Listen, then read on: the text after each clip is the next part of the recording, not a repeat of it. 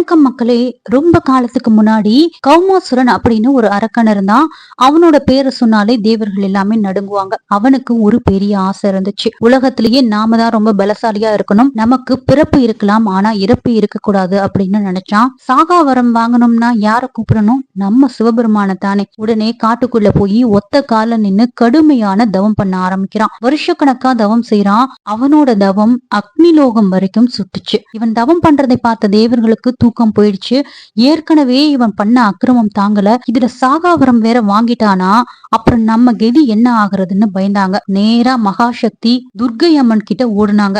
அம்மா, எப்படியாவது இவன் வாயை திறந்து அந்த வரத்தை கேட்காதபடி பண்ணுங்கம்மா அப்படின்னு கெஞ்சினாங்க. அம்மன் மனசு வச்சாங்க. இதுல ஒரு அழகான வித்தைய செஞ்சாங்க. சிவபெருமான் தவம் செஞ்ச கௌமாசுரன் முன்னாடி காட்சி அளிக்கிறாரு. கௌமாசுரா, உன்னோட தவத்தை பார்த்து மெச்சின என்ன வரம் வேணும் கேளு அப்படின்னு கேக்குறாரு. கௌமாசுரன் ரொம்ப சந்தோஷப்பட்டான். இப்போ சொல்லிட வேண்டியதுதான் நினைச்சு எனக்கு சாவே வரக்கூடாதுன்னு சொல்றதுக்காக வாயை திறக்கிறான். ஆனா பாருங்க, அங்கதான் ஒரு ஆச்சரியமான விஷயம் நடந்துச்சு. அம்மனோட உத்தரவுப்படி கலைவாணி சரஸ்வதி தேவி அந்த அரக்கனோட நாக்குல போய் உட்கார்ந்துக்கிட்டாங்க. அவன் என்னதான் முயற்சி பண்ணாலும் அவனால ஒரு வார்த்தை கூட பேச முடியல. வாய் குளறுது, நாக்கு தடிக்குது, ஆனா சத்தம் வரல.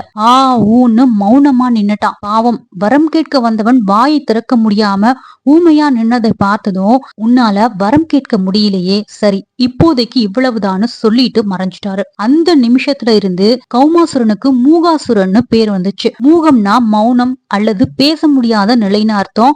வரம் கேட்க முடியாம போன கோபத்துல அவன் இன்னும் மோசமா ஆட்டம் போட ஆரம்பிச்சான். எனக்கு பேச்சு திறமையை பறிச்ச அந்த தேவர்களையும் உலகத்தையும் சும்மா விடமாட்டேன்னு எல்லாரையும் வதைக்க ஆரம்பிச்சிட்டான். அவனோட அட்டகாசம் எல்லை மீறி போனப்போ அன்னைக்கு பராசக்தி அவனை கொல்ல முடிவு பண்ணாங்க. கௌமாசுரனுக்கும் தேவிக்கும் இடையில பயங்கரமான போர் நடந்துச்சு. கடைசியில தேவி தன்னோட சூலத்தால அந்த மூகாசுரனை அழிச்சாங்க. ஒரு மூக அரக்கனை அழிச்சு உலகத்துக்கு அமைதியை கொடுத்ததால அன்னைக்கு மூகாம்பிகை அப்படின்ற திருநாமம் வந்துச்சு. அரக்கனை அழிச்ச கதை ஒரு பக்கம் இருக்கட்டும், ஆனா இன்னைக்கு நாம பார்க்கிற அந்த அழகான கொல்லூர் கோவில் எப்படி உருவாச்சு தெரியுங்களா? அதுக்கு பின்னாடி ஆதிசங்கரரோட ஒரு பெரிய பிடிவாதமும் அம்மன் செஞ்ச ஒரு சின்ன திருவிளையாடலும் இருக்கு. நம்ம ஆதிசங்கரர் இருக்காரே, அவருக்கு தன்னோட தாய்நாடான கேரளாவுல அம்மனுக்காக ஒரு பிரம்மாண்டமான கோவில் கட்டணும்னு ரொம்ப நாளா ஆசை.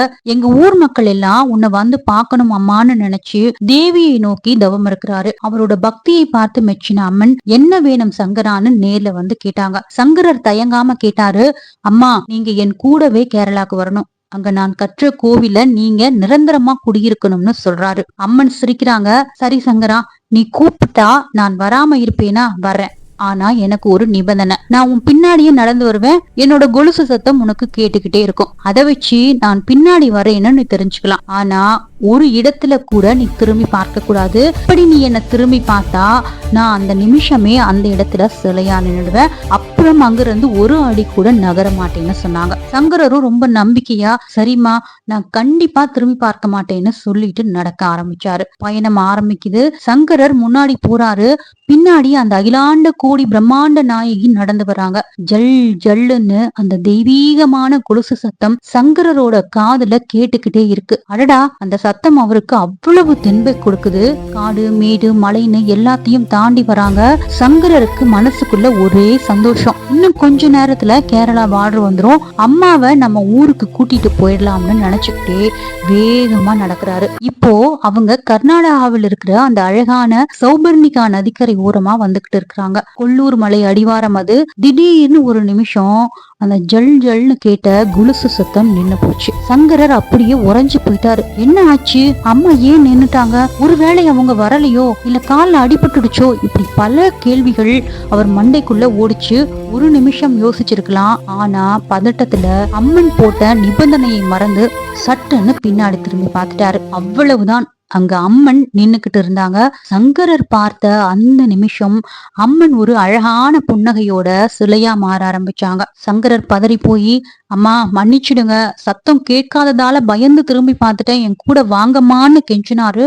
ஆனா அம்மன் சொன்னாங்க, சங்கரா, இந்த இடம் ரொம்ப அமைதியா இருந்துச்சு, மணல் மென்மையா இருந்ததால என்னோட கொலுசு சத்தம் உன்னோட காதுக்கு கேட்கல.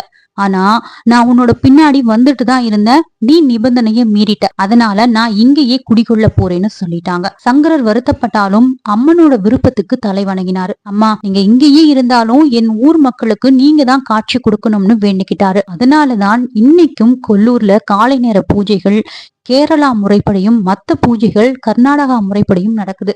கொல்லூர் மூகாம்பிகையாக இங்கே அவதரித்த அம்மன் நிறைய திருவிளையாடல்களை பண்ணிருக்கிறாங்க. முன்னொரு காலத்துல ஒரு தம்பதிக்கு ரொம்ப காலத்துக்கு அப்புறம் ஒரு ஆண் குழந்தை பிறக்குது. அந்த பெற்றோருக்கு அவ்வளவு சந்தோஷம். ஆனா அந்த சந்தோஷம் ரொம்ப நாள் நீடிக்கல. குழந்தைக்கு 3 வயசு ஆச்சு, 4 வயசு ஆச்சு. ஆனா ஒரு வார்த்தை கூட அந்த பிஞ்சு வாயில இருந்து வரல.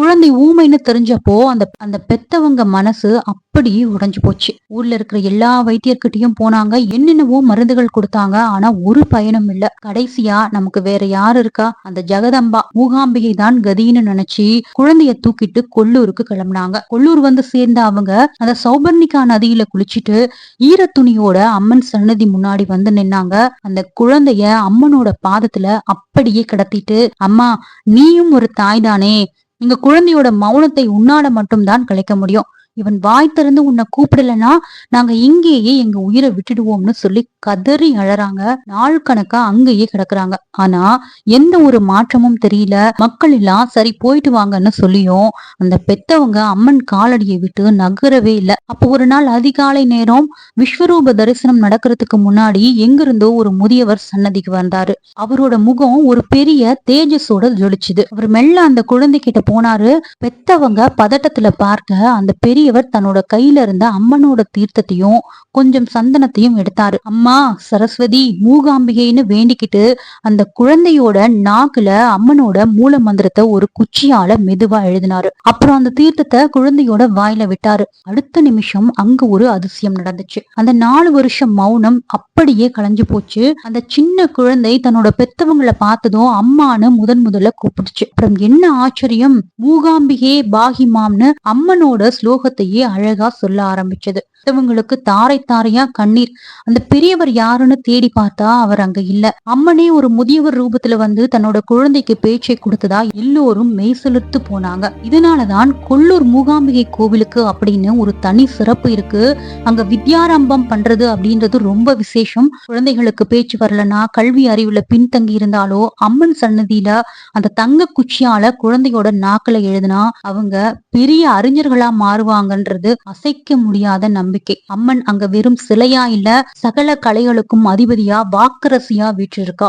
அதனாலதான் அங்க போயிட்டு வந்தா மனசுக்குள்ள ஒரு தெளிவும் அறிவுல ஒரு பிரகாசமும் கிடைக்கும்னு சொல்றாங்க. அம்பாளுக்கு வாயை தடுக்கவும் தெரியும், அதே வாயில இருந்து கவிதைகளை வர வைக்கவும் தெரியும். அந்த தாயை நினைச்சுக்கிட்டே இருந்தா நம்மளோட வாழ்க்கையிலும் எல்லா தடைகளும் விலகி நல்ல பேச்சுக்களும் நல்ல எண்ணங்களும் நம்ம நாக்குல வந்து அமரும்.